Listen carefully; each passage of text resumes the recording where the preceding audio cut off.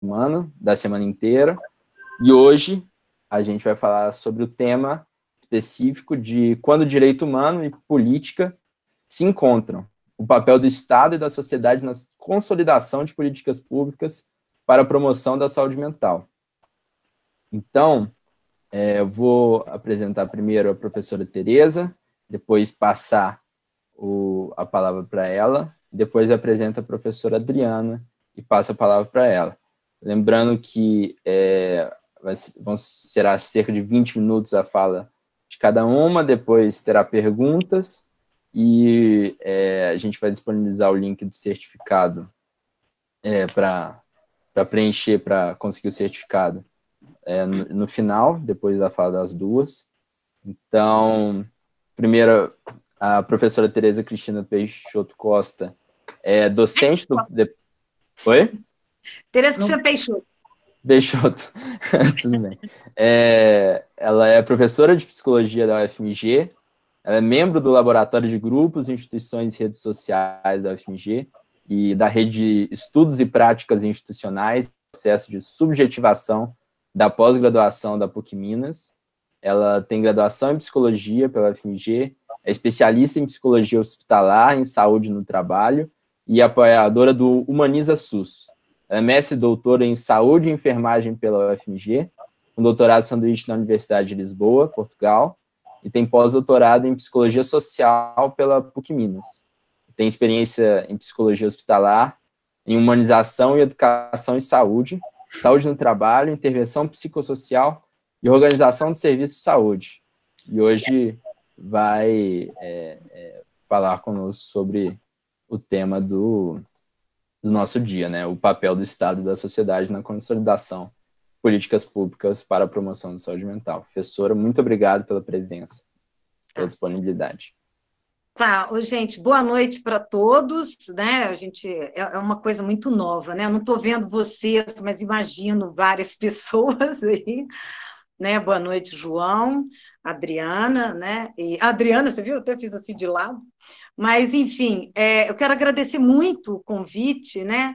Para a gente poder conversar com vocês sobre esse tema. É um tema que a gente tem que conversar com todo mundo, né? Com a participação ampla.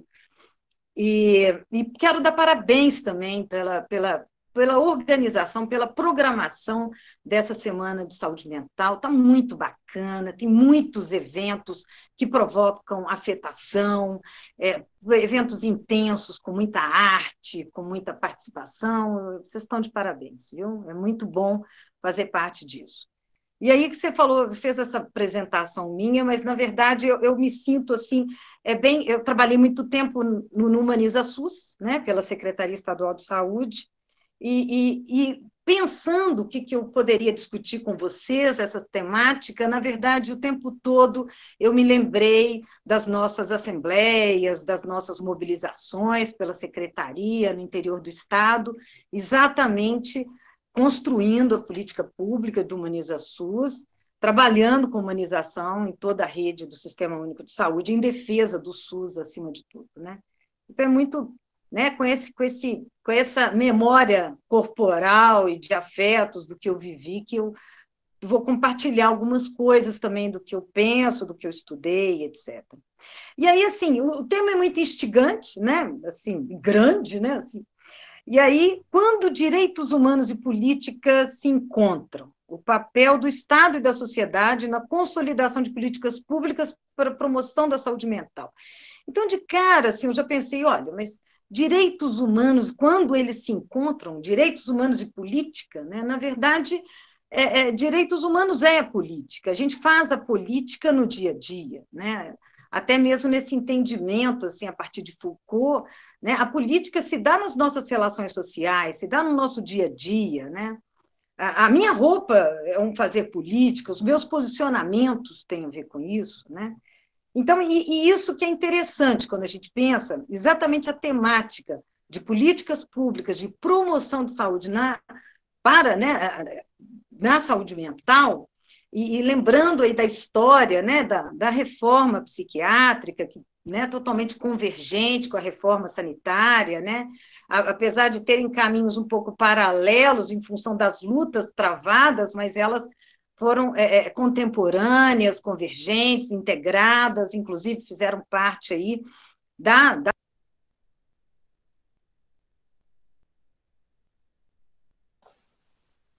Oi, professora, acho que mutaram seu microfone sem querer. É só você apertar aí. Isso. Agora sumiu isso. Isso. Tá, deu, né? Então, quer dizer, lembrando dessa trajetória. De novo, Tereza, ficou mudo. Me ajudem. Nós tivemos, então, vários avanços, várias lutas, né? Vários agentes, quer dizer, várias pessoas envolvidas nisso, muito sofrimento e muita conquista, né? E ainda bem que tivemos, assim, a criação, né, do Sistema Único de Saúde, da reforma psiquiátrica, né, que avançou e tem avançado cada vez mais aí nesse seu compromisso de mudar, né, a lógica do modelo de atenção, do modelo assistencial, né, saindo desse regime asilar de encarceramento, de violência, né, para um regime de fato, considerar os pacientes, os sujeitos, né, os loucos como sujeitos de direito, de participação social em sua vida, com seus saberes, né, com a sua cultura, com o seu modo de vida, né, territorializado, próximo da sua casa, na sua comunidade, né, que tem a ver aí com essa terceira fase que a gente tem aí, né, da reforma psiquiátrica, que tem a ver com a rede de atenção psicossocial, extremamente valiosa, extremamente rica, que também tem tudo a ver e faz uma convergência aí com a saúde coletiva, quando a gente discute promoção da saúde. O que é saúde, né? O que é essa clínica ampliada que a gente espera no Sistema Único de Saúde? O que é essa clínica que tem que, acima de tudo, ter a participação ativa do usuário, de sua rede familiar, e não é uma participação ativa simplesmente para ele falar e se posicionar, não, uma participação e uma consideração dos saberes das pessoas. Não é só dos saberes das ciências, como se o saber científico fosse superior ao saber popular, a outras formas de conhecimento.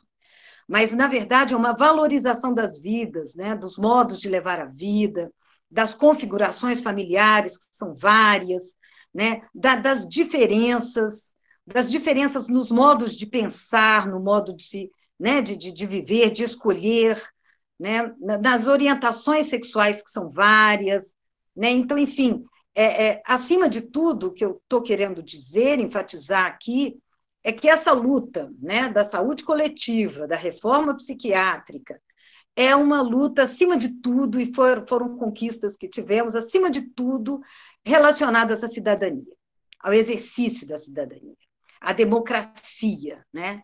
E, de fato, ao nosso direito e o dever do Estado em garantir aí as condições, né, para a afirmação dos nossos direitos, o direito à vida, né?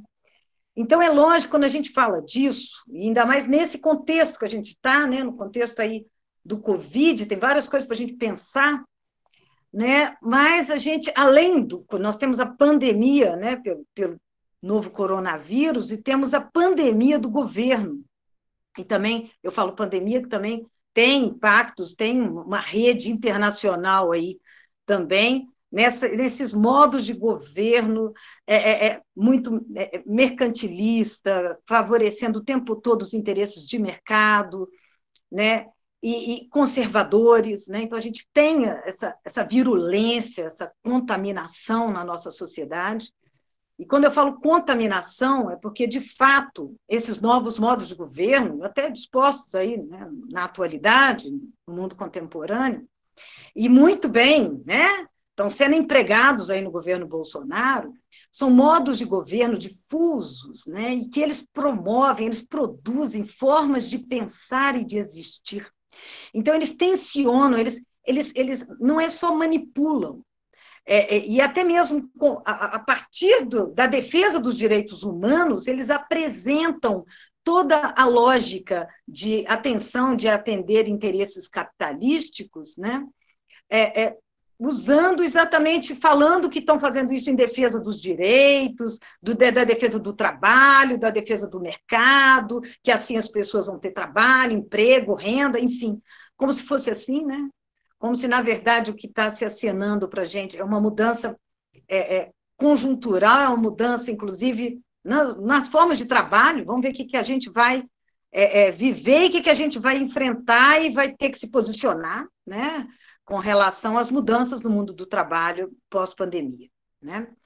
Mas são modos de governo, retomando, que produzem isso que é o perigo, né?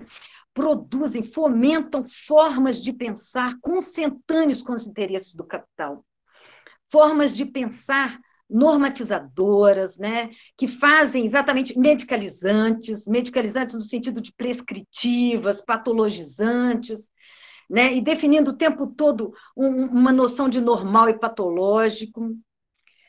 E aí, com medidas, né, notas técnicas e medidas aí governamentais, que a gente sabe que estão tensionando, que estão, inclusive, fizeram retrocessos, né, nas nossas conquistas aí, tanto da reforma psiquiátrica como no SUS também, quando a gente vê como é que está a questão da atenção básica nesse governo, que tipo de investimento, na verdade, e aí o investimento nas internações em hospitais, né, em hospitais psiquiátricos, investimentos em comunidades terapêuticas, em tratamentos como eletroconvulsoterapia. Quer dizer, a gente vê uma série, né, de retrocessos que a gente viveu, né, e aí, na verdade, desde o governo Temer, e aí continuando no governo Bolsonaro, e agora, além disso, a gente vive aí uma expectativa, né, do que vai acontecer com a recessão ameaçada, a recessão econômica, social, e que a gente está vivendo nesse momento. O que vai acontecer com o Sistema Único de Saúde, o que vai acontecer com a nossa organização em rede, tão importante, tão necessária, e, acima de tudo, né, com o nosso processo democrático, que está sendo atacado, né? Então, assim, isso é muito sério, é um momento muito tenso, mas eu também acredito, assim, na potência também desse momento de desterritorialização, esses momentos de crise, porque também, ao mesmo tempo, né, a gente pensando nessas questões, no acontecimento, né, do coronavírus, o que ele também provocou na gente, né? Porque como que estavam as nossas relações? Por mais que a gente tenha aí as nossas defesas, a gente tem associações, a gente tem mobilizações, mas como é que estão as relações entre as pessoas, entre os trabalhadores, né, os trabalhadores com as famílias dos usuários, os serviços de saúde, né, previstos aí numa lógica de organização em rede, né, na política de saúde, mas como é que está de fato a articulação? É uma articulação potente, a gente sabe, em muitos momentos, mas também tem problemas em vários outros momentos. Então, a gente tem o tempo todo também microfascismos nas nossas relações, né? Relações de disputas, né? E relações também competitivas. Então, a gente sabe muito bem que não depende só de termos leis, de termos uma boa política, é necessário também, mas é no dia a dia, é na micropolítica das nossas relações que a gente, de fato, consolida, né, as nossas defesas e a nossa luta. Então, quando eu digo isso, esse momento, né, de coronavírus também, de uma certa forma, causou uma turbulência em muitas existências, em muitos modos de vida normopatas, né, pessoas que estavam vivendo de modo automático, como zumbis vivos, sentindo pouca afetação pelo sofrimento do outro, né, mais preocupado ali com o seu trabalho, com o seu mercado, com o capital. E aí, nesse momento, as pessoas vivenciam angústia também, medo, insegurança, isolamento social, que também convoca para, né, e também faz com que você valorize, né, as relações com o outro, e mais do que isso, uma certeza, né, que a gente tem agora nesse momento, de que eu vou conseguir ter uma saúde, uma sobrevivência também, e também sair desse caos, dessa crise que a gente está vivendo, da pandemia, se eu cuidar do outro, né? Então, assim, na medida que eu cuido da minha comunidade, que eu faço meu isolamento para cuidar do outro, na medida que eu cuido do outro, eu cuido de mim. Então, isso é uma coisa interessante aí que nos provoca esse momento. Mas a gente sabe também que pode tanto provocar, né, nesse momento de ansiedade, de angústia, pode provocar transformação, transvaloração das pessoas mudarem seus modos de relacionar com o outro e consigo mesmas, mas também pode, né, pode provocar endurecimento, enrijecimento, né? E daí que é importante a gente pensar o que a gente quer em termos de pós-pandemia, em termos de projeto, de defesa, né, dos nossos direitos humanos, e aí pensando dos nossos direitos ao acesso à saúde, dos nossos direitos à dignidade de vida, né, desse direito que a gente tem de fato, a promoção da saúde está relacionada à diminuição das iniquidades sociais, a esse compromisso, né, de diminuir as vulnerabilidades, né, de colocar agendas políticas, provocar agendas políticas, né, em defesa da vida e da vida digna, né, com essa noção ampliada de saúde, né, que é do nosso sistema, tão importante, que não é saúde como ausência de doença, simplesmente, né, mas é saúde como modos de enfrentar, como ampliação da capacidade inventiva de criar a si mesmo, de inventar formas de enfrentamento, de estar à altura do que nos acontece, né? como coloca Deleuze. Né? Quer dizer, como que eu vou perante as minhas crises, os meus sofrimentos, como que eu vou transformar minha vida, como que eu estou aberta a me inventar continuamente, nesse entendimento de saúde, que é uma perspectiva, com certeza, integral. Então, é esse tipo de defesa que a gente tem que fazer. E aí, pensando, né, pensando até a partir dos estudos da Sueli Rolnick, que eu gosto muito, quando ela fala, né, nesse livro mesmo, nesse último que ela lançou, de Esferas da Insurreição, então, assim, é importante, nesse momento, a gente construir uma outra forma de política também, né? A gente hoje vive outras tecnologias, a gente tem redes, a gente tem que sofisticar também os nossos modos de construção de política. Né? Não dá para a gente pensar só numa lógica, né? Uma lógica dicotômica, ou numa lógica simplesmente de uma revolução, como se houvessem grupos separados, o grupo do bom, o grupo do mal, assim. Isso que está sendo fomentado até pelo governo do Bolsonaro, essa coisa de conflitos, né? Mas a gente entender que tudo isso é muito híbrido, tudo muito misto. A gente entender que a gente tem que fazer uma leitura do Estado que está na gente, né? Da nossa Constituição, do fascismo que nos habita também. É só assim que eu consigo, né, tirar, desvestir de mim, né, esse discurso fascista que também me constitui, porque eu estou nesse mundo. Então, assim, não é o outro que está só errado e eu só certa. Não, pera lá. O que está acontecendo? Quais discursos me formam minha forma de pensar? O que tem me afetado? O que amplia minha vontade de agir, minha vontade de potência nesse mundo e fazer as minhas escolhas, meus grupos, né? Então, na verdade, quando a Sueli Rolnick coloca, ela fala dessa, e eu entendo, né, a partir disso, eu entendo essa sofisticação, porque a gente precisa também, né, assim como os modos de governo estão aí dispostos, a enveredar na criação de dispositivos no nosso dia a dia, nos nossos serviços, nas nossas práticas, nas nossas pesquisas, né? O tempo todo dispositivos para inventar novos modos de viver, novos modos de pensar, né? Novas afetações que a gente pode fazer que pode provocar uma afetação?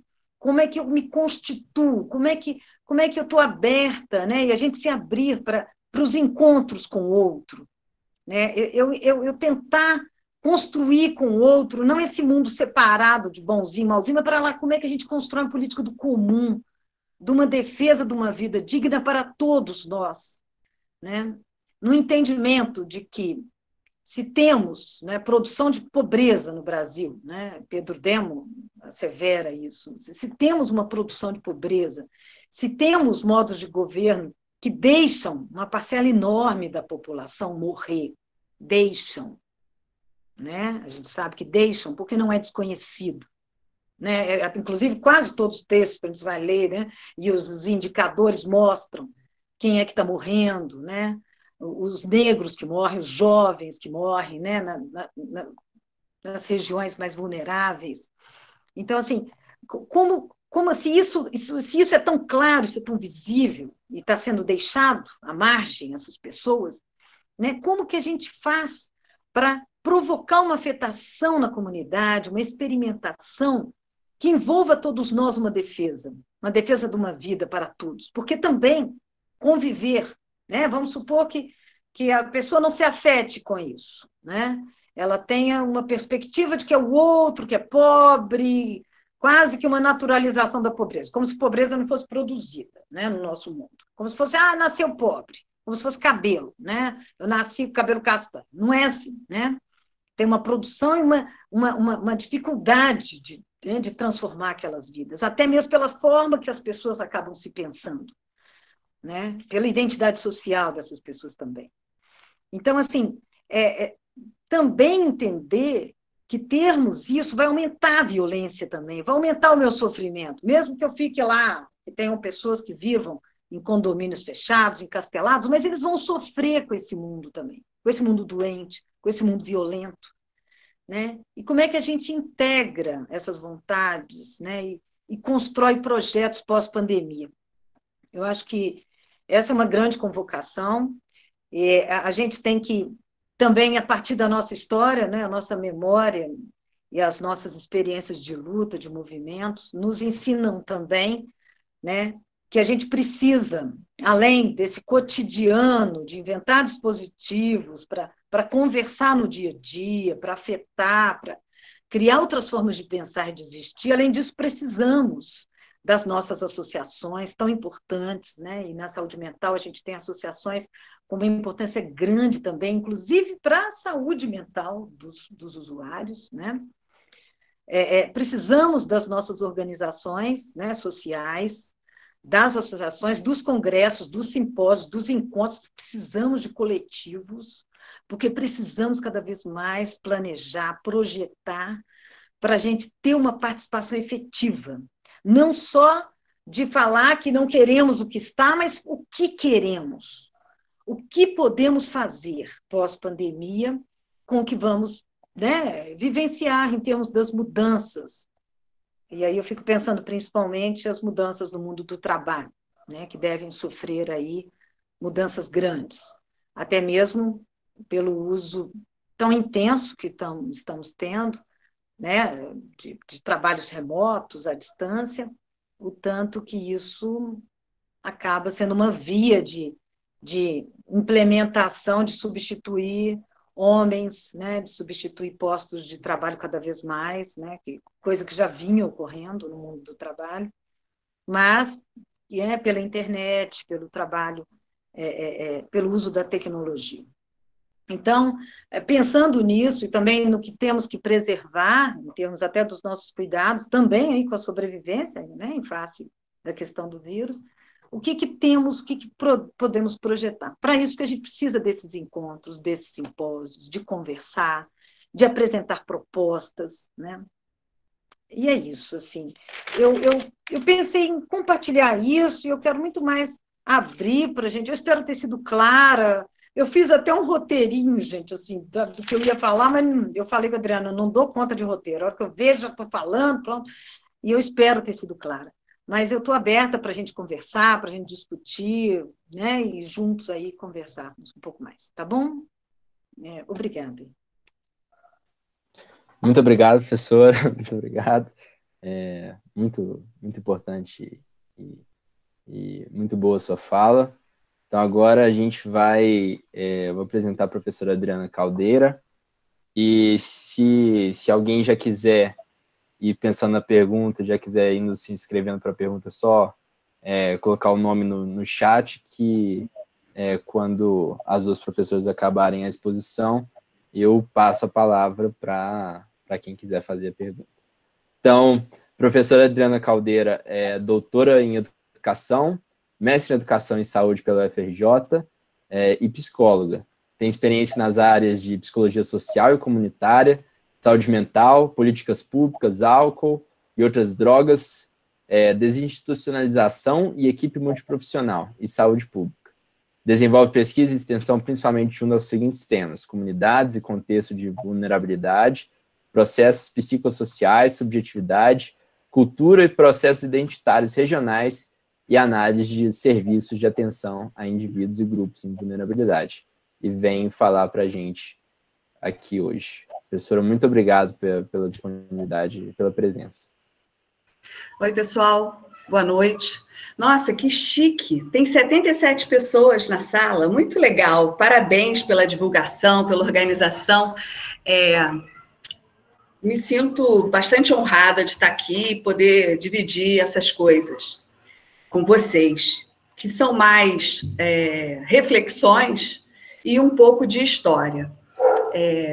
Eu sou psicóloga social e trabalho com psicologia crítica, que também pode ser pensada como uma psicologia histórico-cultural, que marca por onde a história constitui esse sujeito e a forma como isso vai se dando. Então, eu vou contar um pouco do meu percurso, porque eu e a Tereza somos contemporâneas, e a gente viveu essa implementação do SUS.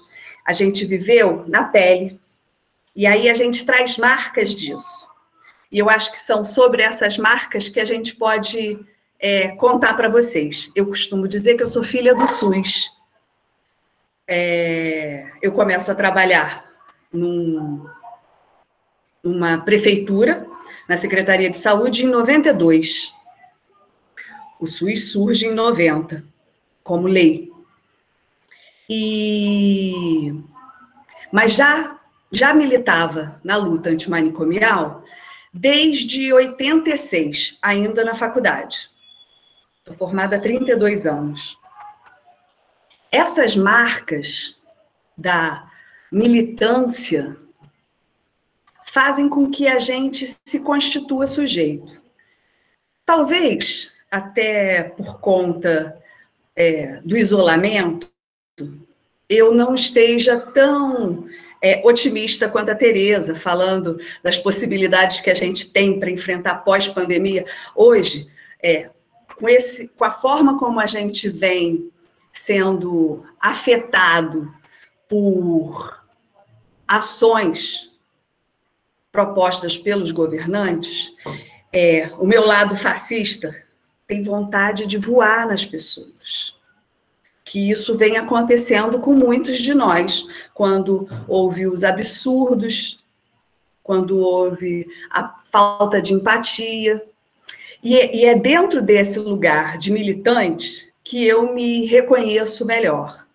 Eu ainda me considero uma estudante e uma pesquisadora em álcool, outras drogas e saúde mental.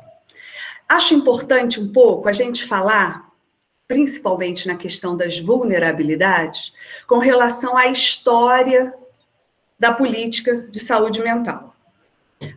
A Tereza já falou da época em que a reforma sanitária e a reforma psiquiátrica andaram concomitantes, mas a gente tem um atraso na implementação da política de saúde mental. O SUS surge em 90, mas em 89, o então deputado Paulo Delgado, daqui de Minas, lança um projeto de lei sobre a regulamentação regulamentação da política de saúde mental. Esse projeto de lei tramita 12 anos. E é a única lei que regulamenta a reforma psiquiátrica, que é a Lei 10.216 de 2001.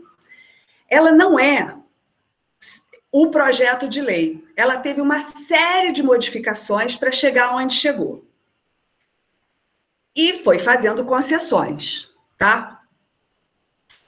Acho que é importante a gente pensar que a reforma sanitária ocorre, ela tem força, ela entra na Constituição no artigo 196, com relação à saúde, direito de todos, dever do Estado, e o SUS com a Lei 8080, e a gente fica um tanto a esperar. As conferências nacionais, que são encontros onde a população, a participação social é chamada, convocada a se expor, tem uma grande movimentação. E a gente ainda consegue algumas reuniões temáticas.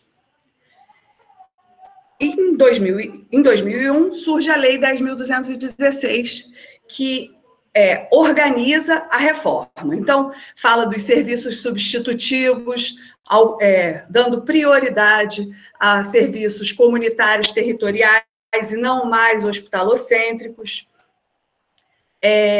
Fala da importância do cuidado com pessoas com uso abusivo ou problemático com álcool e outras drogas. E vai tecendo considerações. Vocês sabem melhor do que eu como é que é essa história de lei. Beleza. Mas a gente ainda mantém, até 2010, encontros temáticos, conferências temáticas, onde você conclama a luta, né, aos militantes, para que tragam proposições de seus territórios para discutir sobre. A última conferência temática foi em 2010, sobre saúde mental. E depois disso, nunca mais. É importante notar que a gente achou, eu acho que esse talvez seja o maior furo do grupo que sempre trabalhou em prol da reforma psiquiátrica, é achar que a gente não precisava marcar lugar, que estava dado a importância do tratamento humanizado, não asilar, não excludente. Só que, a partir de 2012, começamos a receber, de forma mais visível, ações e projetos de lei. Eu não sei se vocês se recordam, talvez não, porque vocês são jovens e ainda não deviam estar acompanhando. Mas teve o projeto de lei Osmar Terra, quase fiz um ato falho, e que propunha a forma de cuidado ao usuário de álcool e drogas de forma a asilar mais uma vez. Conseguimos. Tem alguém falando, ainda é possível entrar na sala? Sim. Não sei, tem que perguntar para os meninos. As pessoas... possível, sim. Tá. E o que eu acho importante marcar é que a gente vai falando de que, a partir do governo Temer, o governo Bolsonaro, mas que a conjuntura mundial já vem se inclinando para esses problemas de uma proposta política mais autoritária que vem minando toda a nossa possibilidade democrática de ação. E se a gente não se atenta, assim como se eu não me atento a esses impulsos fascistas que tenho dentro de mim e quero que as pessoas... quero matar quando encontro um na rua, sem máscara, fico brava, né? Pô, que absurdo! Eu fico em casa e as pessoas vão passear. Enfim, essas indignações que o nosso senso comum fica falando no ouvido da gente, sabe?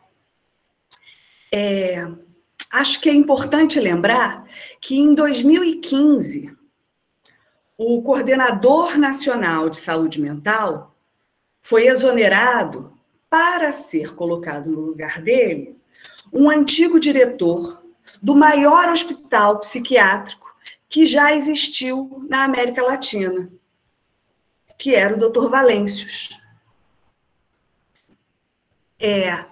Ele era diretor e dono da Clínica Doutoreiras, no Rio de Janeiro, em Paracambi.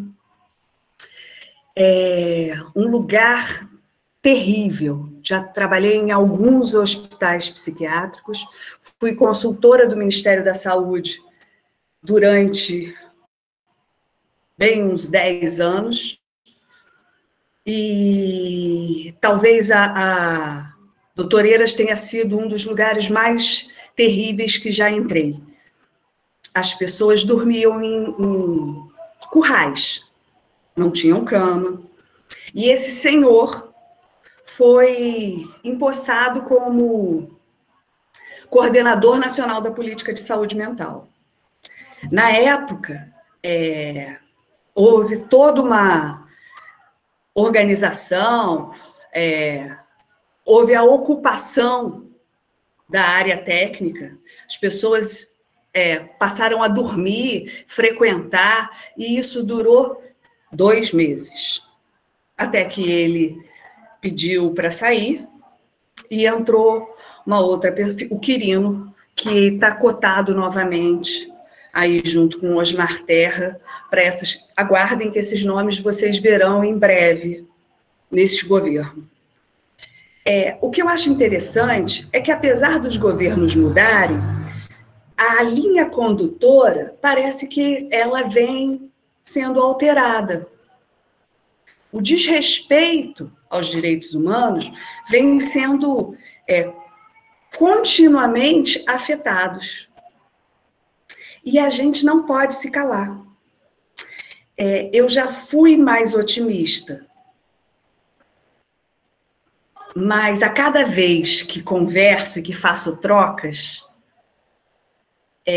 o meu pessimismo diminui. Por isso aceito aos convites de participar de vários lugares, principalmente se são lugares onde a gente pode trocar.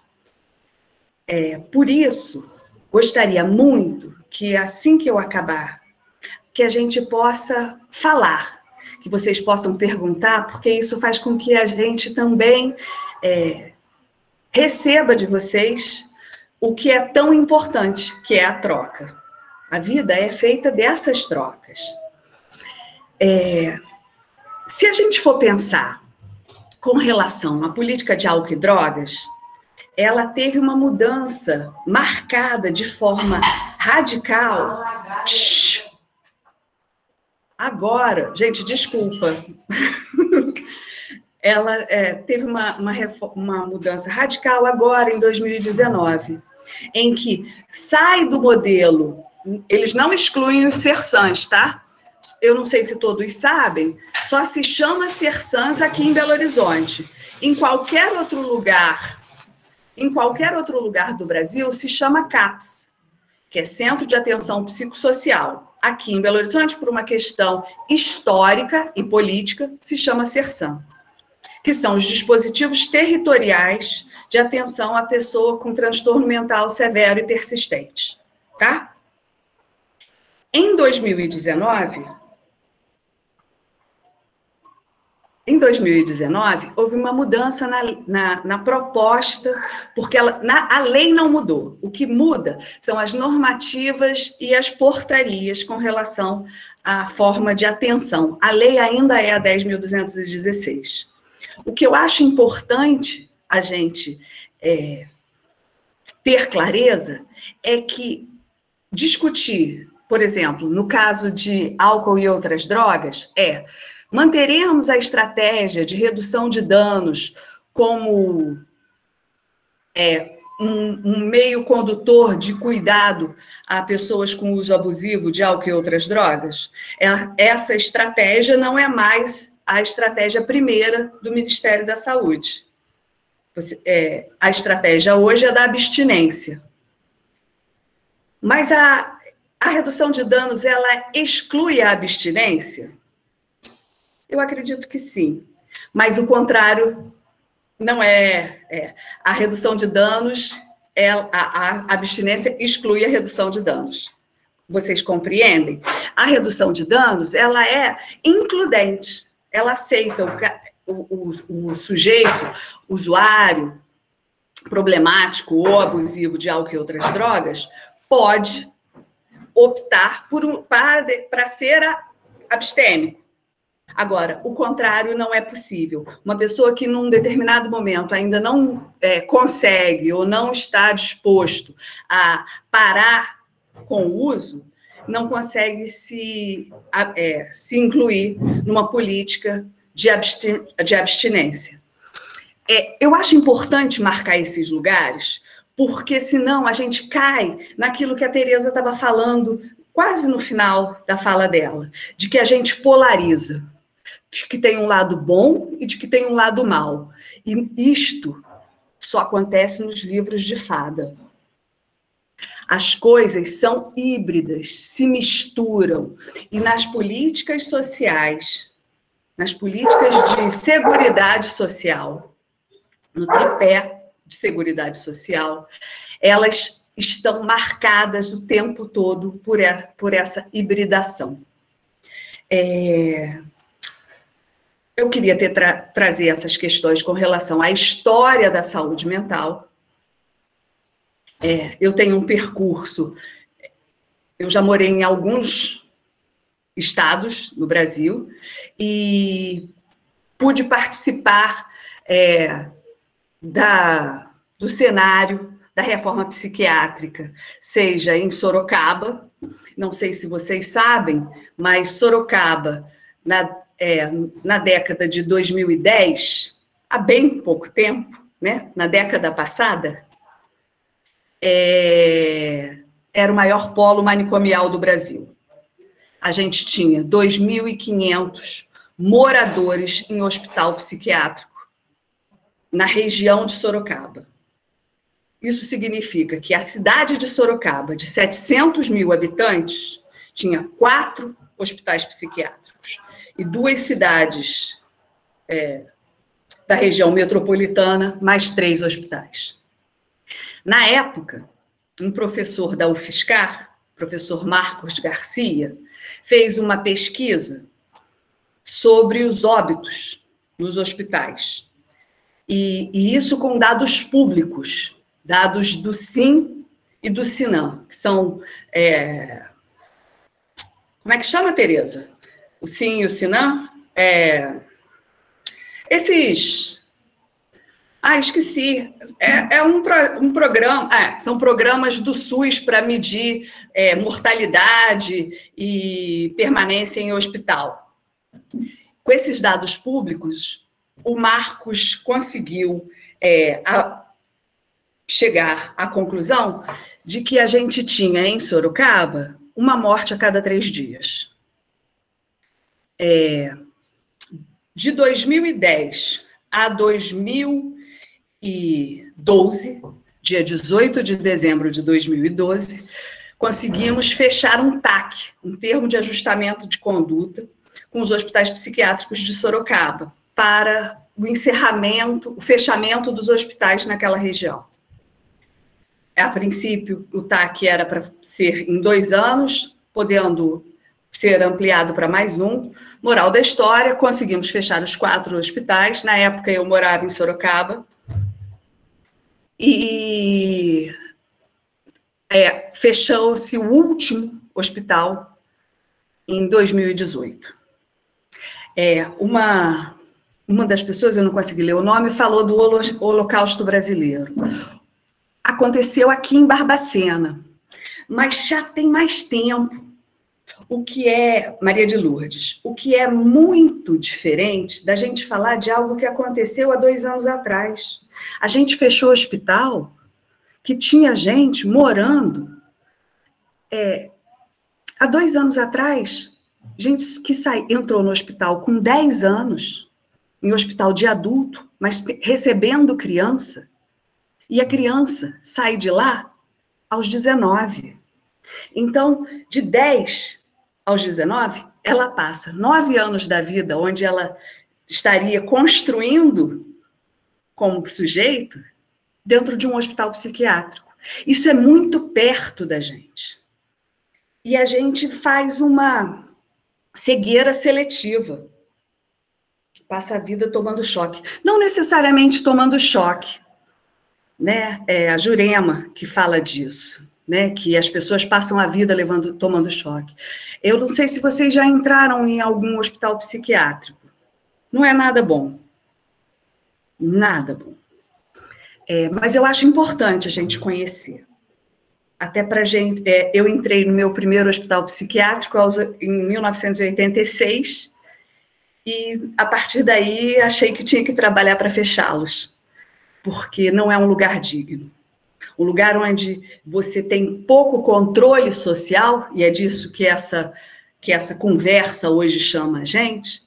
O controle social serve para que a gente possa ser mediado pelo outro. E acho que é essa a frase que eu gostaria de encerrar. Cuidar, sim. Trancar, não. Excluir, jamais. Então, queria agradecer. Obrigada, espero ter sido clara e estou aberta à conversa. Muito obrigado, professora. Sua fala foi esclarecedora, foi ótimo. Então, eu já vou proceder para as perguntas, mas primeiro só falar como vai ser. Quem quiser fazer pergunta, só mandar um nome no chat que eu vou passar a palavra, e também a gente vai disponibilizar os certificados de participação para quem participar de 3 eventos dos 4 dessa semana de saúde mental, e só preencher o formulário até o final da conversa. Eu já vi que o Matheus quer falar, mas eu vou usar meu privilégio de mediador para roubar a primeira pergunta e fazer uma pergunta que me veio aqui durante as 2 exposições, para as 2, quem quiser responder. Porque muitos pensadores, filósofos que que são muito famosos atualmente, tipo Harari, o Byung-Chul Han, esses pensadores, eles sempre declaram no começo dos livros e das obras dele que o ser humano superou as doenças imunológicas, né? Superou as doenças de corpo, assim, e depois disso, agora entramos numa nova era, assim, de doenças psicológicas, doenças que afetam diretamente a saúde mental, não mais a saúde corporal, assim, vamos dizer. E aí vem o coronavírus, durante a produção de todos esses filósofos e pensadores, o Harari e o Byung-Chul Han principalmente, e acaba com todo esse pensamento construído, né, e defendido muito bem, com muitos argumentos muito bons, e faz muito sentido. Só que o coronavírus acaba com eles de uma vez, porque de uma hora para outra nossa vida para só para combater uma doença corporal e isso também influencia as doenças psicológicas. Aí, diante dessa incongruência, dessa situação, dessa dinâmica, queria saber das professoras como elas veem o papel do Estado, principalmente, de garantir não só agora a importância do Estado não só no combate a uma pandemia, mas também no combate como a Teresa falou, da pós-Covid-19, porque vão causar muitos danos, né? Serão causados muitos danos psicológicos em muita gente, muitas mudanças no trabalho, e a importância, e às vezes, se já houve alguma alguma política pública aplicada que vocês conheçam sobre a saúde mental, de preparamento dessas relações, e o que vocês acham desse novo cenário? Obrigado. Eu acho que podemos as duas, né, Adri? Podemos. Vamos lá, vai com bola. Né? Eu fico pensando assim, sabe? Essa situação que a gente está vivendo, eu não estou pensando sozinha, na verdade, também a partir do que eu tenho escutado, tenho lido, né? A gente está sem modelo para compreender.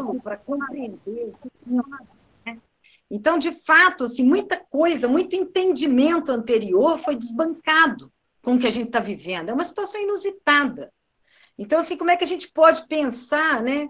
Essa questão que você coloca, né, da superação das doenças imunológicas, entrando num momento aí de doenças mais psicológicas, eu fico até pensando, por exemplo, quando a gente tem o entendimento de que todas as doenças são psicossomáticas, porque, na verdade, o ser humano é integral, né, e a forma dele viver adoece, assim como as condições de vida adoecem, né, à toa que tem a questão dos determinantes sociais, né, do processo de saúde-doença. Mas, de fato, os nossos entendimentos, nossos modelos teóricos, assim, eles não dão conta do que a gente está vivendo, né? A gente está tendo que atualizar, a gente está tendo que aprender. E é nisso que eu estou falando.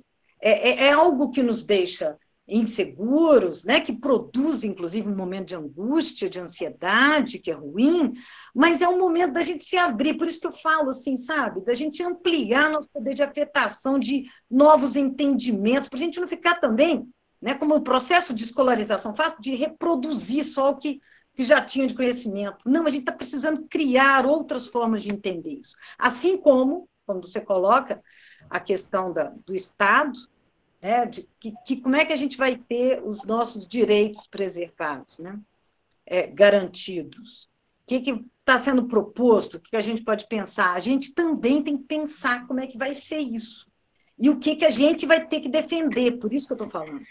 É lógico que o grande receio, né, se a privatização, né, é o mais apontado por esse governo, né, o interesse aí mercantilista, é lógico que tem um receio muito grande de como é que vai ser isso no Sistema Único de Saúde, que pressão vai ser, né, feita, né? Já tinha toda essa ameaça da privatização no SUS, né? Coisa que já aconteceu, né, em outros países, Portugal, Espanha, né?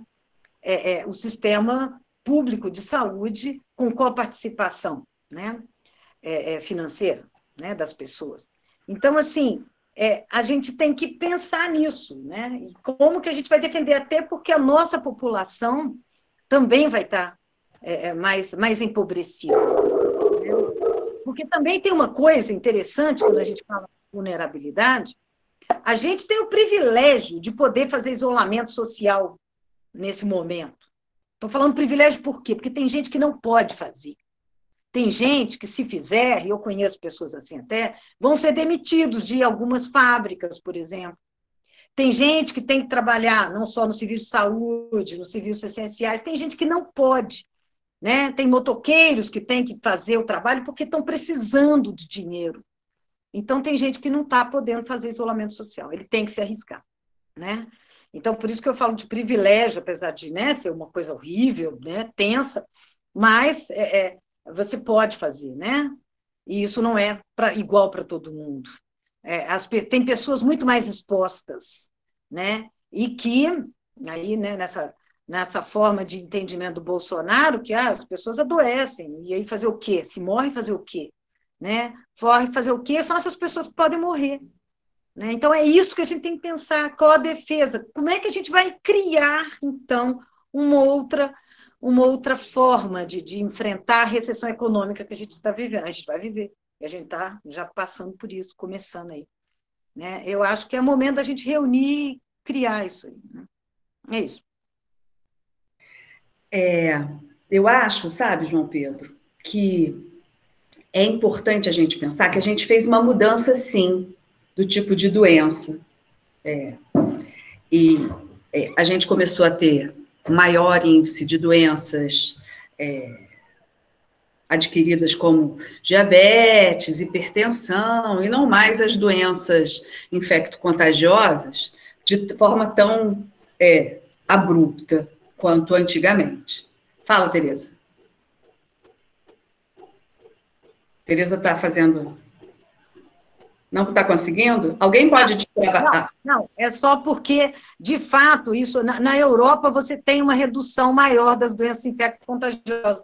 No Brasil, a gente tem, na verdade, tanto o envelhecimento da população, mas as doenças infecto-contagiosas grandes, principalmente nas pessoas em situação de vulnerabilidade social também.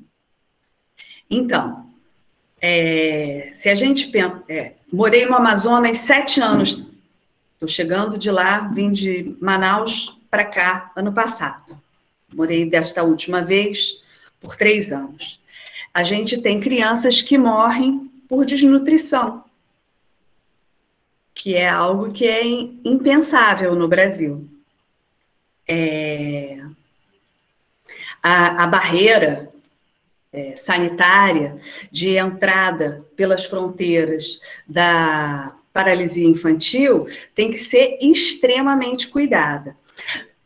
O que é diferente, a gente tem muitos Brasis dentro do mesmo Brasil.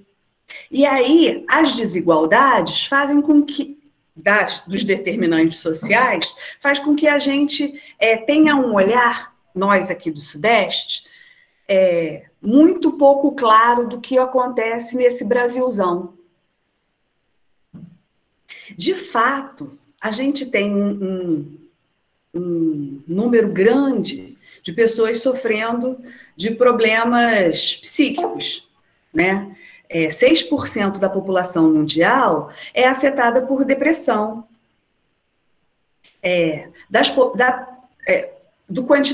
A gente teve um manual para cuidados da população de rua aqui no Brasil, que foi feito em 2014, 2015, que ele foi lançado, e tinha uma pesquisa que das 73 pessoas em situação de rua respondiam que os motivos pelos quais tinham levado essas pessoas a morar na rua, 38% das pessoas era por uso abusivo de álcool e outras drogas, 29% por problemas com família e 28% por desemprego.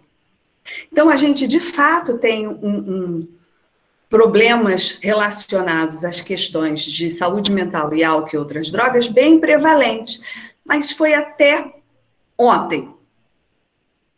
A gente tem que se inventar. Não temos... podemos pensar assim... Gente, vocês têm assistido a live do Átila? A gente agora chama ele pelo primeiro nome, né? A gente não precisa dar nome e sobrenome. Todo mundo virou amigo do Átila e Amarino. Que o que o cara traz são coisas que você fala assim, gente, como é que essas coisas estavam acontecendo e eu não estava sabendo? Né? E eu acho que isso acende um alerta. E eu acho também que a proposta de precisamos sair do lugar. Não teremos mais nenhuma ferramenta anterior que poderemos utilizar daqui para frente. Não sei se vocês leram uma matéria hoje que tanto a França quanto a Inglaterra fizeram um comunicado de que o próximo ano letivo, que deles começa a partir de setembro, não haverá aulas presenciais. Eu quase morri. Como será a nossa vida universitária sem aulas presenciais, com toda a diversidade que o Brasil tem e com toda a inequidade? Acho que é isso. Respondi? Respondeu. Muito obrigado, professora, pelas 2 respostas. Agora eu vou passar a palavra para o Matheus Leme, para ele fazer a pergunta dele.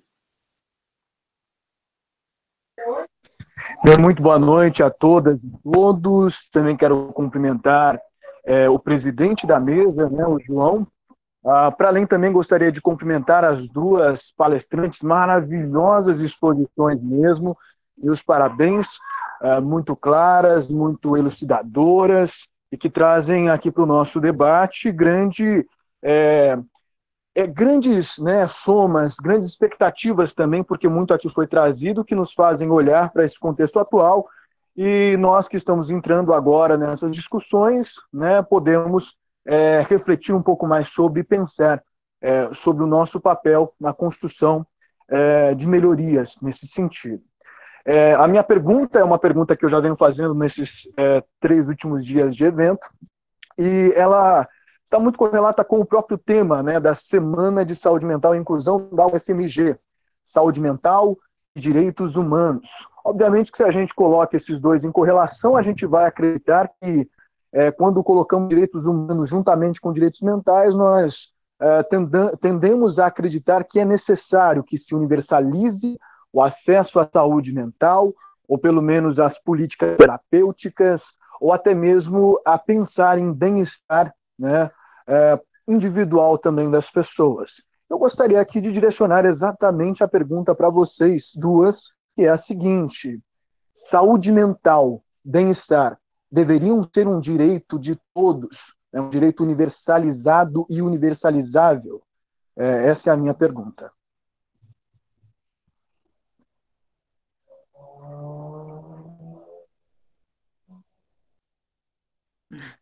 Sempre assim, Dri? Você que sabe, pode inverter também a ordem.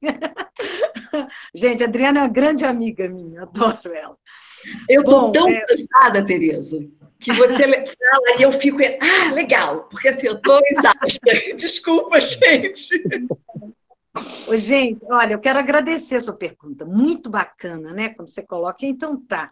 A saúde mental, ela é um bem-estar, né? Ela deve ser um bem-estar, não é isso? Um direito de todos, né? Com certeza. Quando a gente pensa em direitos humanos, né? Inclusive, assim, além dos direitos civis, né?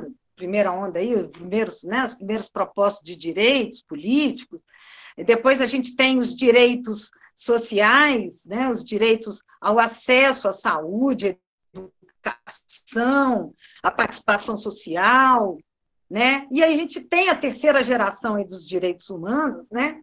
Que também vem falar do acesso. Olha que bacana, né? A terceira geração ela amplia. Então, além de direitos civis, direitos políticos, direitos de ser candidato, de votar, de ter acesso aos serviços públicos, à proteção, enfim, do Estado, você também tem direito à humanização, né, nos serviços, você tem direito ao prazer, você tem direito à dignidade de vida, você tem direito à preservação da natureza, né, na nossa ecologia. Então, quer dizer, amplia muito, né? E aí que a gente fala, a gente pensa em questão da defesa da vida. O que é saúde mental?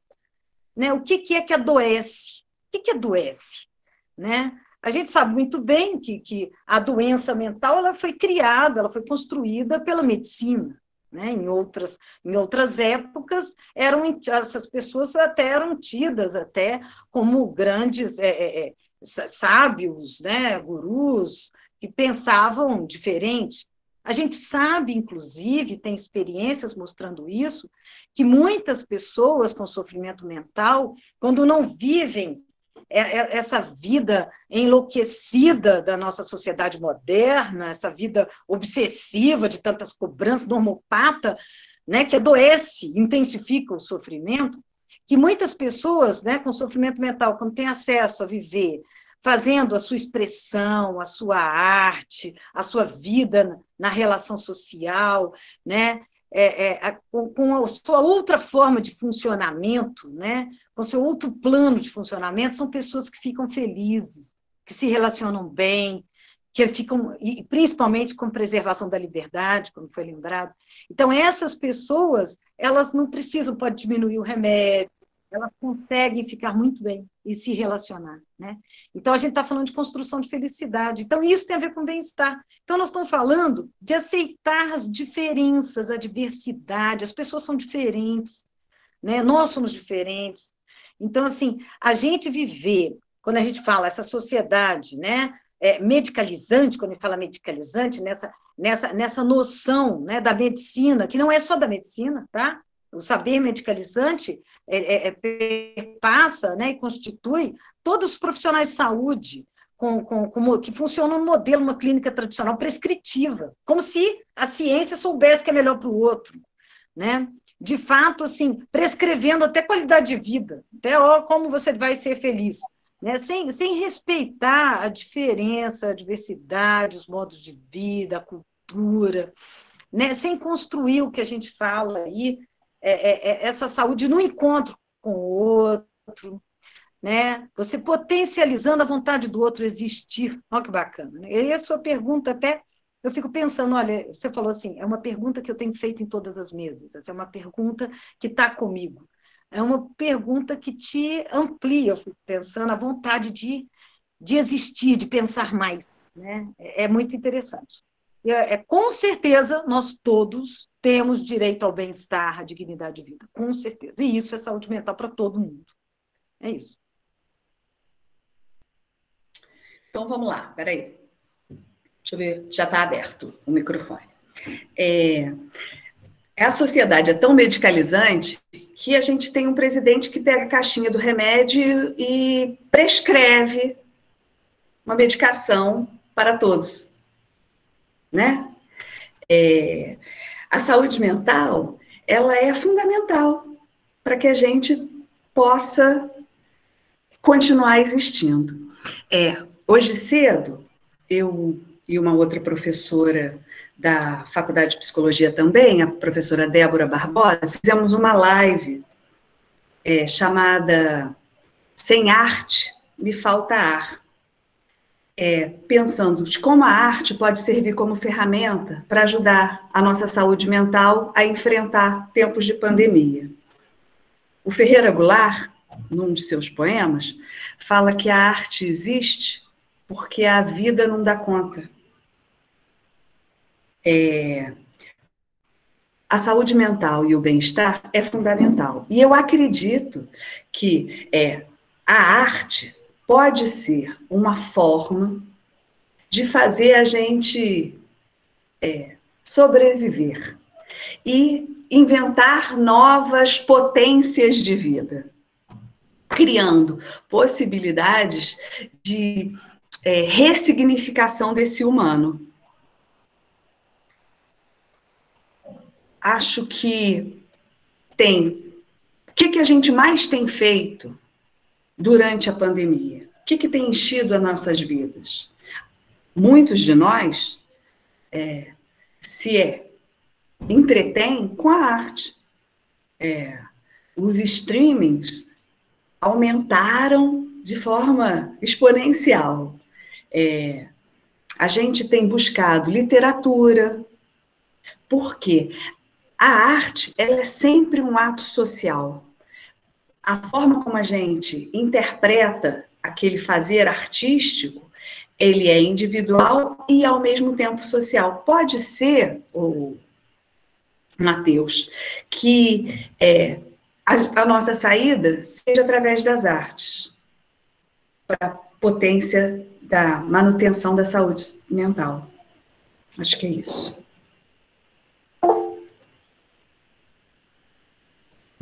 Bem, muito obrigado. As respostas foram ótimas e, de fato, trouxeram o esclarecimento que eu tanto tenho buscado nesses últimos 3 dias. Muito obrigado a vocês e só tenho a agradecer mesmo. Meus parabéns também. Então, muito obrigado. Agora a pergunta do Gustavo Dias. Se quiser fazer a pergunta. Ei, gente, boa noite. Boa noite, Adriana. Boa noite, Tereza. Saudade de ver vocês pessoalmente. Nessa semana de saúde mental e inclusão social, tem me vindo à cabeça muito um texto da Sueli Ronick que a gente leu, Clínica Nômade, e eu tenho, isso tem, assim, me afetado muito sobre como o louco se transforma em doente, né? E eu tenho pensado muito nessas questões, igual a Adriana levantou, sobre outras esferas, a não ser a profissional.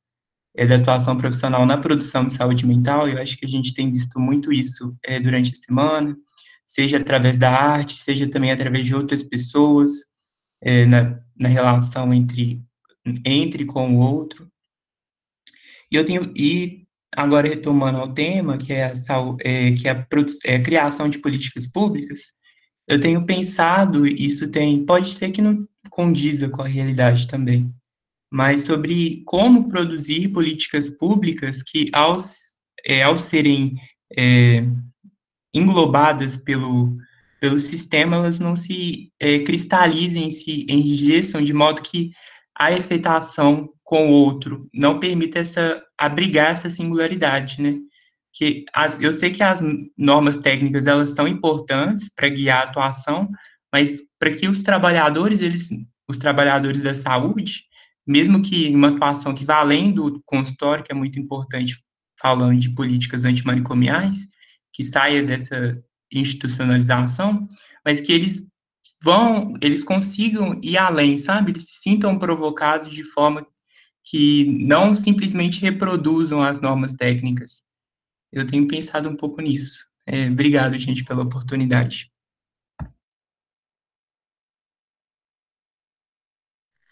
Bom, oi também, saudades de vocês todos também. Inclusive, eu tenho visto só alguns aqui. Esse negócio é muito diferente, né, gente? Nossa, né, que encontro assim, com a tecnologia. Mas é interessante essas suas questões, porque, olha bem, no campo da saúde mental é um local muito inventivo, né? A Adriana falou muito aí da arte, falou bem. E a arte, além da arte, expressão artística, a arte é invenção, é inventividade, né? E são pessoas que inventam também, né? Quando tem essa oportunidade, né? E isso tem sido, inclusive, tem movimentos aí, né? Dos centros de convivência, né? São coisas interessantes que acontecem entre as pessoas nesses encontros. Esses movimentos que a gente tem, esses encontros potentes que você vê que eles estão promovendo saúde, outras conexões, isso tem a ver com como que você efetiva no cotidiano o que está previsto na política, o que está previsto na Constituição, né? Como é que a gente efetiva? Como é que a gente garante? Né? Tem a ver com os nossos encontros, com as nossas relações que a gente inventa junto com o outro e que amplia aí a potência de existir.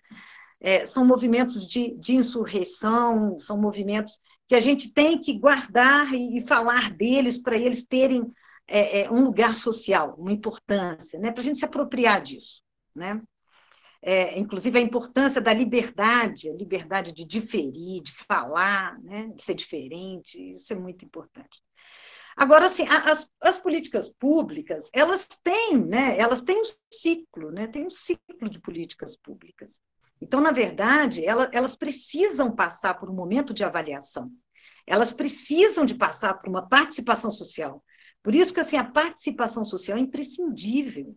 Né? Nós temos uma democracia por representação, mesmo em muitos conselhos, mas é importante que a gente participe de conferências de saúde, que a gente analise os nossos territórios, né? Os locais que a gente mora, participe dos conselhos locais, participe das reuniões, que seja na mercearia, mas que a gente identifique as necessidades daquele território, forma de vida daquele território, para que a gente possa alimentar com a nossa participação as políticas públicas, avaliá-las, dar novas ideias, né? E, de fato, conseguir acompanhar o que está sendo proposto também. Né? Então, assim, com certeza, além de a gente que faz valer, né, o que as políticas prevêem, né, no dia a dia, a gente também tem que saber avaliar e saber ter informação, buscar informação para participar mais, cada vez mais, ainda mais nesses momentos de ameaça.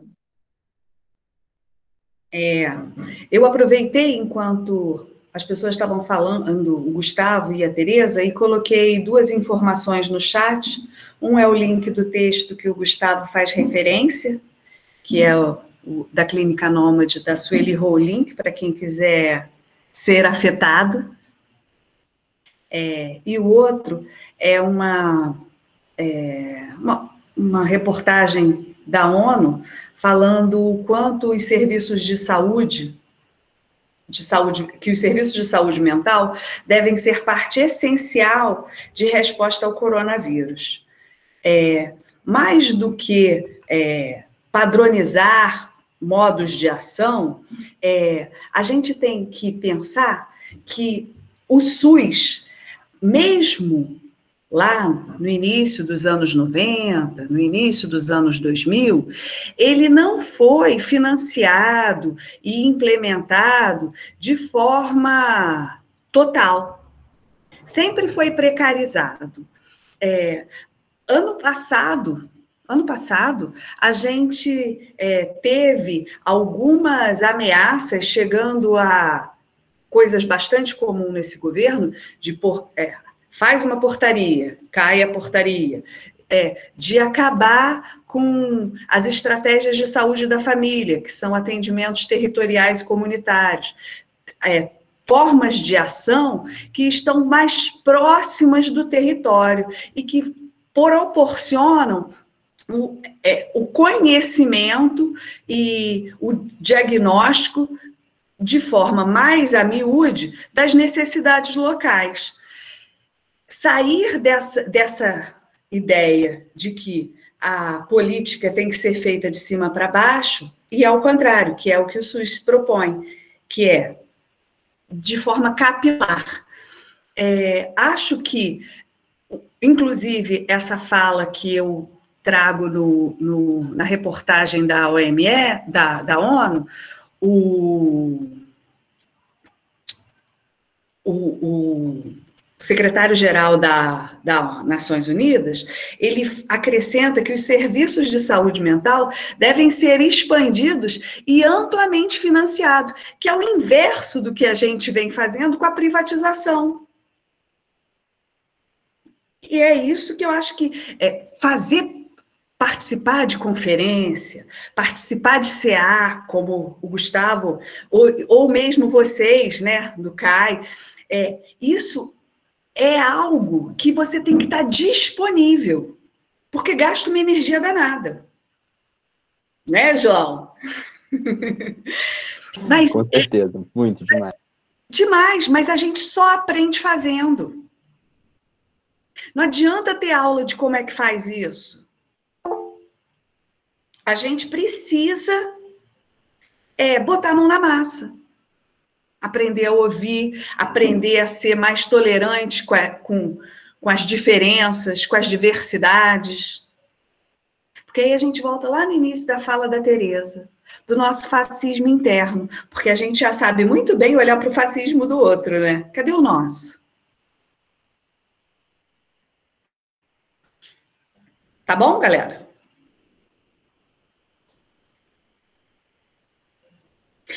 Deixa eu só fazer uma propaganda. Deixa, pode. Vocês estavam aí perguntando, e faz parte dessa mesa de hoje sobre as políticas de Estado. Eu sou colaboradora do Polos de Cidadania. Trabalho aí. Então, 2 vezes por semana, eu estou na Faculdade de Direito. E a gente tem trabalhos muito legais. Mas é impressionante como que a graduação em Direito tem pouca presença dentro do Polos.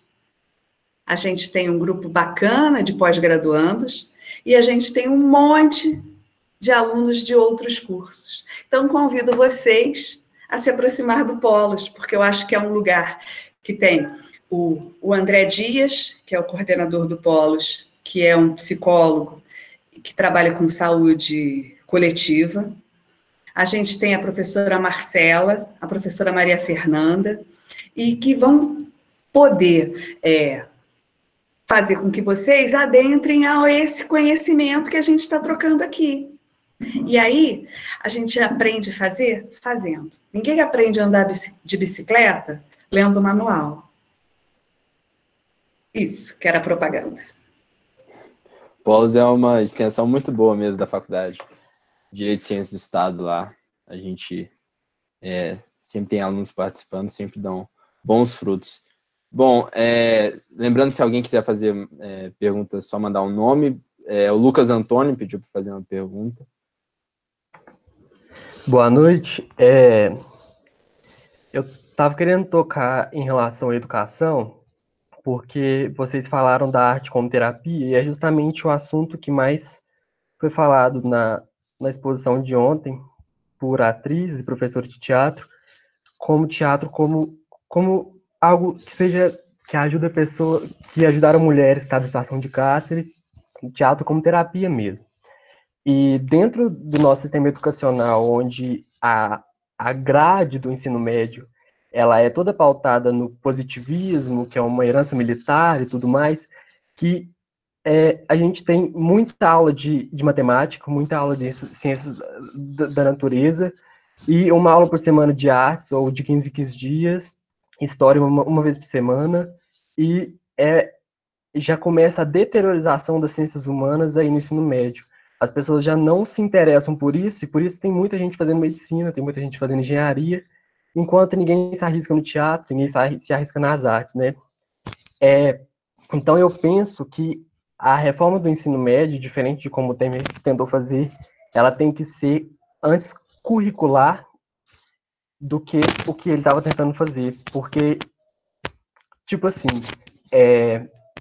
a gente vai estudar muito a lei do seno e do cosseno, e depois vai já sair do ensino médio, entrar na vida adulta, e não sabe fazer uma transação financeira direito, não sabe fazer primeiros socorros, e são situações que a gente vive no cotidiano, que podem viver todos os dias, e que o ensino médio já não consegue atender isso, ensina disciplinas que não são realmente úteis. Então, além de implementar, obviamente, mais arte, mais teatro, isso que eu falei, educação financeira, talvez até a Constituição, para a gente que, antes de entrar na faculdade, ter um conhecimento melhor do mundo, de como viver, de como conviver. Se vocês, como professores de psicologia, vê isso como uma alternativa boa, e se tem alguma disciplina da psicologia que possa vir entrar na grade curricular do ensino médio para ajudar justamente nessa educação quanto às questões sociais da saúde mental e das questões pessoais também, porque apenas um psicólogo para uma escola pública que tem mais de 1.000 alunos claramente não está dando certo. A sociedade brasileira usa da normose o tempo todo quando fala de saúde mental, justamente por não conhecer isso desde o início. A depressão é normal, não a depressão é normal, mas os sintomas são normais até que a pessoa cometa um suicídio, até que a pessoa se isole totalmente, até o último caso. Então, eu queria saber disso, se vocês acham isso uma alternativa viável. Obrigado. Super relevante sua pergunta, né? Porque, na verdade, e aí eu gosto muito, tem um autor que eu gosto muito, ele chama Jorge Ramos Duó, de Lisboa, onde eu fiz o doutorado sanduíche, e ele analisa bem esse processo da produção de autoria, da produção de autonomia do aprendiz, né? De você se inventar a partir do seu conhecimento, sua conexão com o mundo, né? E que aí ele faz uma análise crítica do processo de escolarização, não só do ensino médio, processo de escolarização como um todo, inclusive as universidades, o compromisso da universidade, né? Então, a gente tem diretrizes nacionais curriculares, né, que vão na direção e exigem que as escolas construam seus projetos políticos pedagógicos e vão na direção, sim, da construção de cidadania. Mas a questão é exatamente a distância entre o prescrito e o real, né, do que está lá previsto e do que de fato acontece. E aí você fala isso aí, a questão do ensino médio, inclusive da pressão nas escolas privadas que os alunos sofrem para estudar e para dar conta de passar na prova, né? Do Enem, não é isso? Com uma nota ótima. E aí, essa questão também do assédio, né? Do assédio moral e assim, desse imaginário social, e como que isso é fomentado pela procura da medicina como lugar de poder. Né? Então, assim, a gente vê, por exemplo, nas escolas privadas, grande parte dos alunos, quase que se acerta. Loyola, vamos lá, ensino médio, terceiro ano lá. Maioria, ou então muita gente quer fazer medicina. Oh, que interessante. Não é uma coincidência. Isso é produzido. Né? Isso é produzido. E aí tem, né, todo um prestígio social. É lógico que a gente tem que entender também, na própria história da medicina, a medicina ela é assediada pelo mercado, ela favorece também o mercado. Né? É o médico que prescreve, ele que encaminha, ele que também acaba fomentando e alimentando as indústrias de equipamentos também, né? Até mesmo pelas próteses, pelas intervenções tecnológicas, enfim.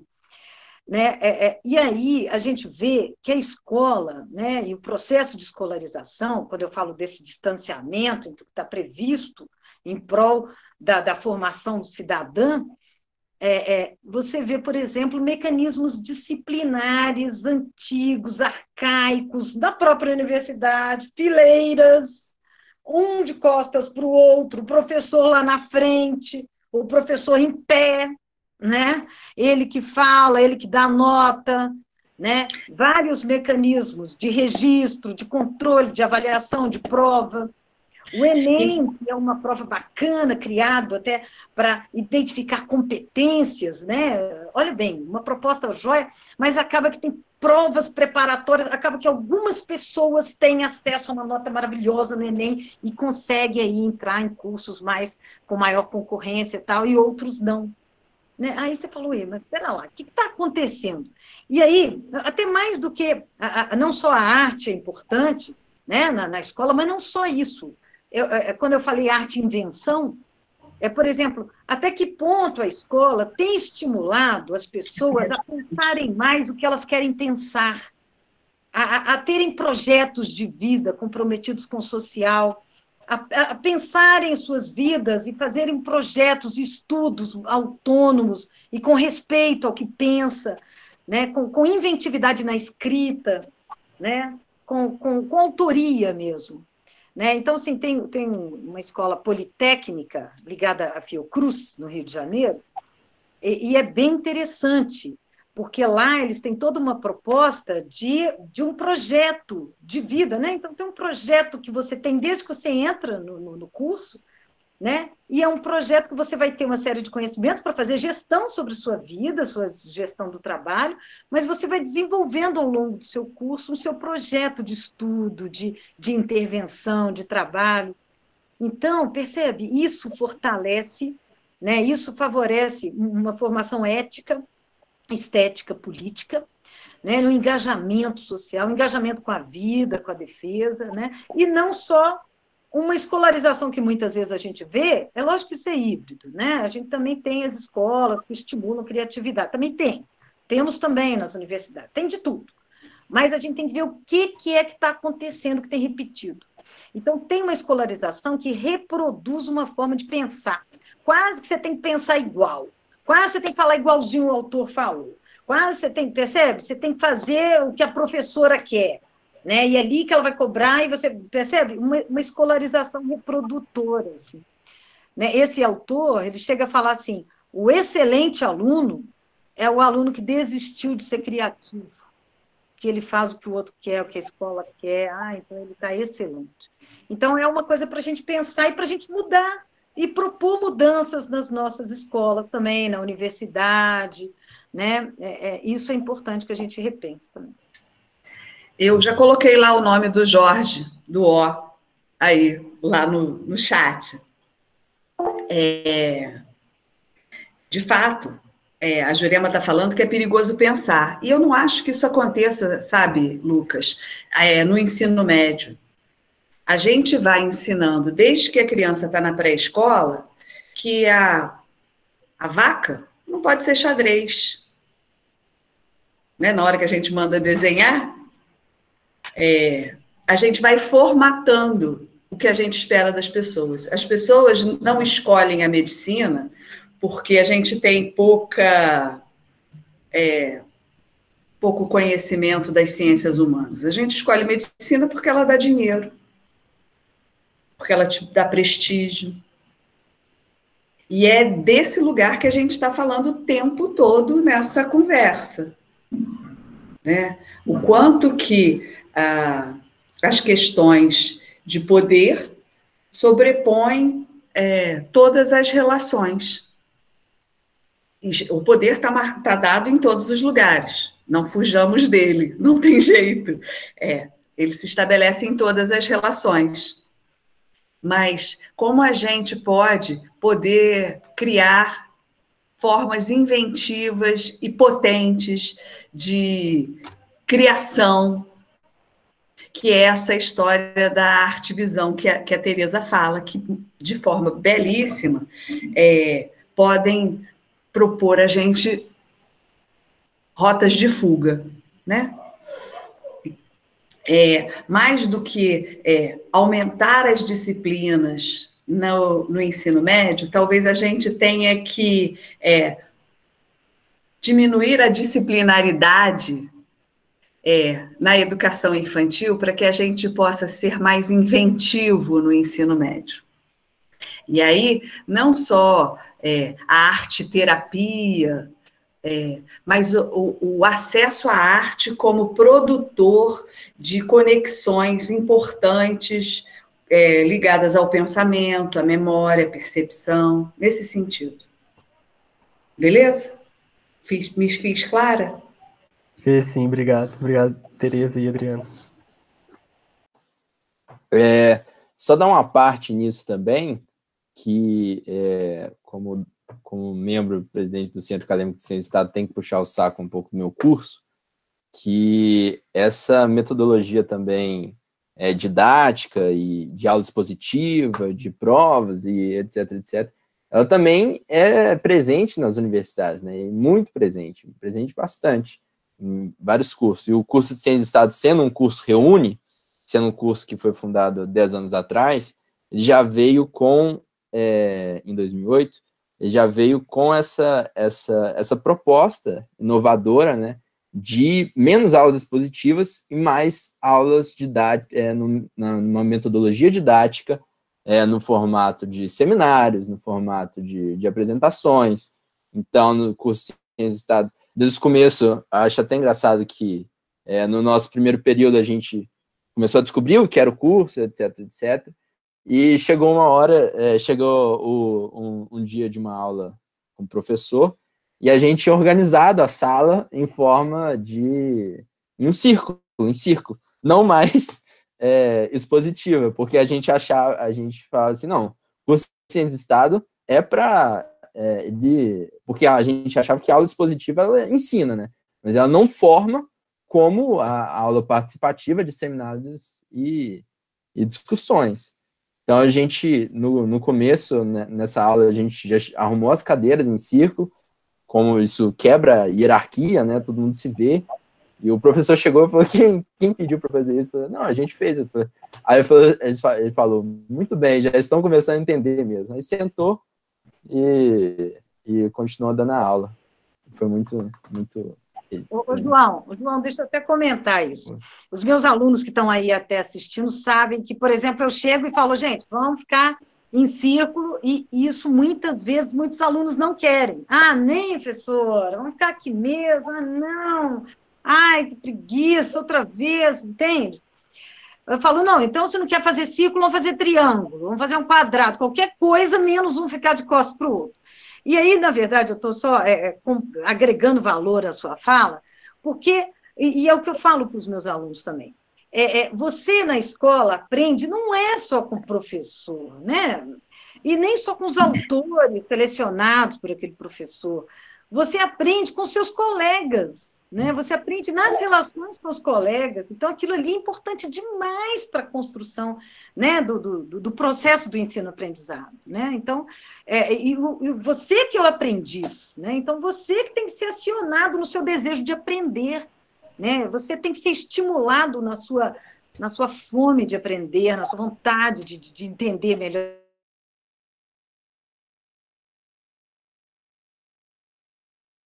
Analisando o dia a dia, né, as invenções que a gente pode fazer, E isso aí os alunos podem propor, mesmo que o professor às vezes esqueça, não propõe, os alunos podem propor, assim como você fez aí, sua turma. Parabéns. Mas, às vezes, também, João, o professor acaba propondo seminários, e seminários muito burocráticos. A gente tem que tomar cuidado, que não é a proposta em si que faz isso sair do lugar. Dá trabalho pra caramba sair do lugar. O Gustavo mesmo pode contar, se ele não se incomodar, sobre uma atividade... Não foi o Gustavo, foi o Matheus. Desculpa, Gustavo, confundi. É um outro aluno que também faz parte do nosso grupo de estudos. Eu e a Tereza temos um grupo de estudos sobre cartografia. E quando você chama um aluno, tira ele do lugar, e eu fiz um esquizodrama rapidinho para pensar uma situação dentro de um dispositivo de saúde mental. As pessoas perdem um pouco o chão, porque ninguém está acostumado a poder criar, né? Mas eu acho que essa proposta não é só pelo Reúne, não, viu? Porque tem vários cursos que foram criados no Reúne que são formatados naquela caixinha pupupu. Não, é a questão do prescrito. Não é porque está dado que é para ser assim que será.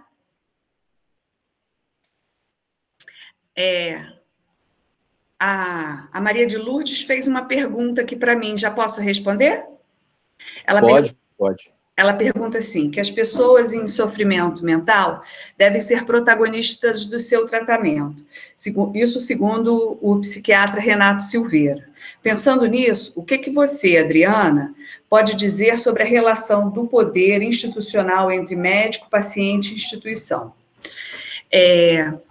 Lourdes, não é só o Renato que fala isso não, tá? Essa é uma...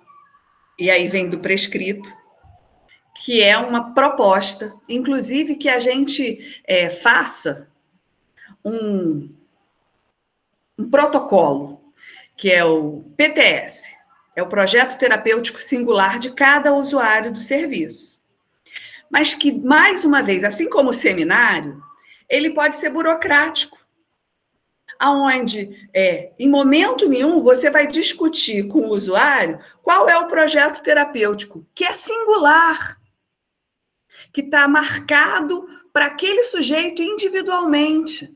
Você não discute com ele, você produz o PTS e arquiva no prontuário e valeu.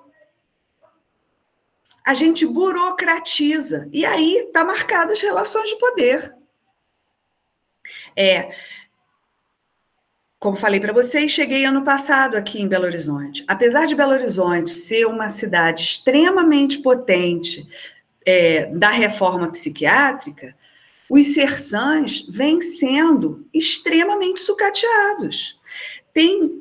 Houve um aumento enorme no número de permanência a dia. O que é isso? É número de usuários frequentando o serviço.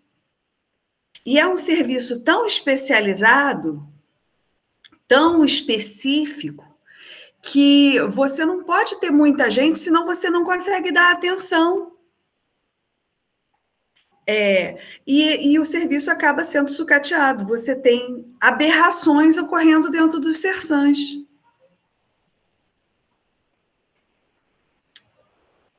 Eu acho que essa é uma denúncia, né? Mas muito mais preocupada com a precarização do SUS de uma forma geral do que da tendência ou do compromisso dos profissionais de saúde.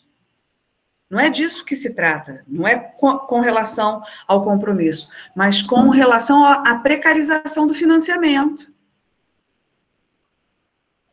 E acho importante a gente saber como as coisas acontecem, porque até então, nós, como privilegiados, tínhamos dimensão do número de vagas, seja em enfermaria ou em UTI, antes do coronavírus? Mas isso que está acontecendo hoje, né, já acontece com a população com o grosso da população, há muito tempo. As pessoas ficam anos na fila por uma cirurgia. E isso é relação de poder. Então, ela está marcada em todas as relações. Te respondi? Em Lourdes?